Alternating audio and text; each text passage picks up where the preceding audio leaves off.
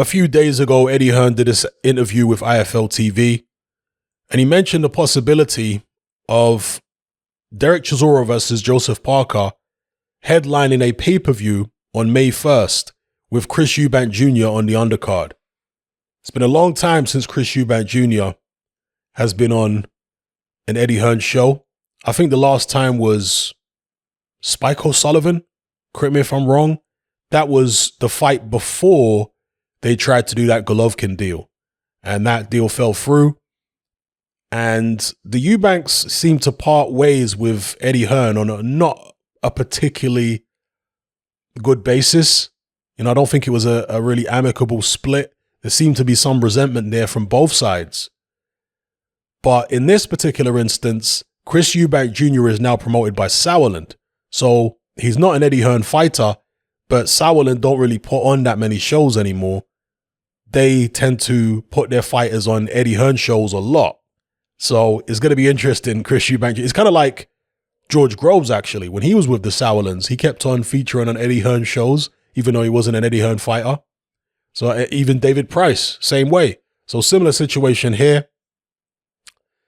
It's unfortunate that the Eubanks and Eddie Hearn couldn't iron out their differences, because I think that that is a very good match from a business perspective, at least for the fans. I don't know the ins and outs behind the scenes in terms of contracts, but for the fans, I think it makes sense to have Eubank Jr. on Eddie Hearn cards, because Eddie Hearn shows are what the young people tend to watch in the UK. The young people, the casuals, as well as the hardcores, okay, because he's got a lot of fantastic fighters at Matchroom. But they definitely draw more of a casual audience than, let's say, a lot of Frank Warren shows where there's maybe an older crowd, a more hardcore crowd, less casuals involved. Obviously, you've got people like Anthony Yard and Daniel Dubois who have attracted some level of casuals, but it tends to be a smaller, more hardcore audience, kind of territorial audience that watches a lot of Frank Warren shows, whereas the Eddie Hearn shows are a bit more diverse in terms of the types of people that watch, right? And Chris Eubank Jr., we know he likes social media. He's always posting stuff up on there, got a big social media following.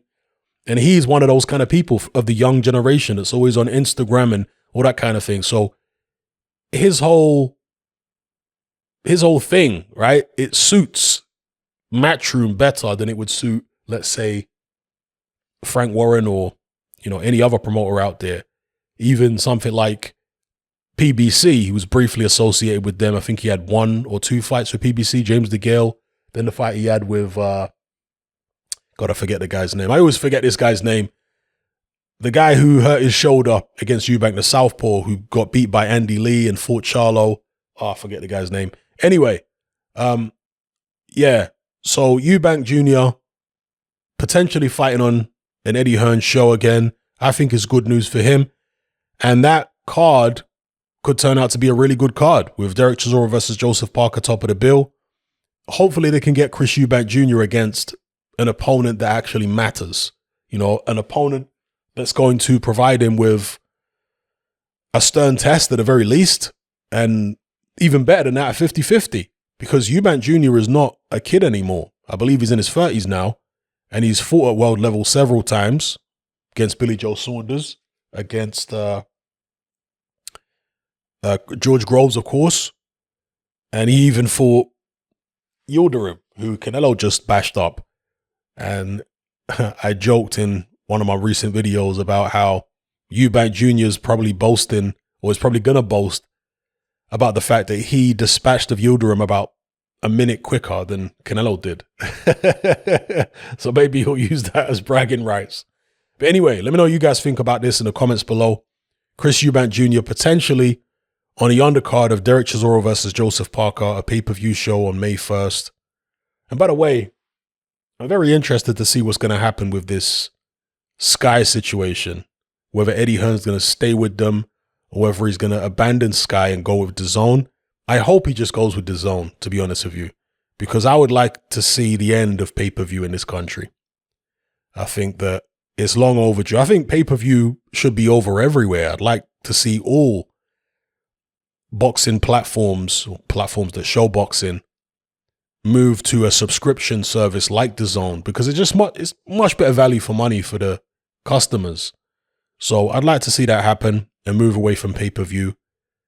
It makes boxing just, more accessible, and rather than paying £20, £25 for a pay-per-view, you can just get a month of DAZN or whatever it is. I believe it's a month for $1.99.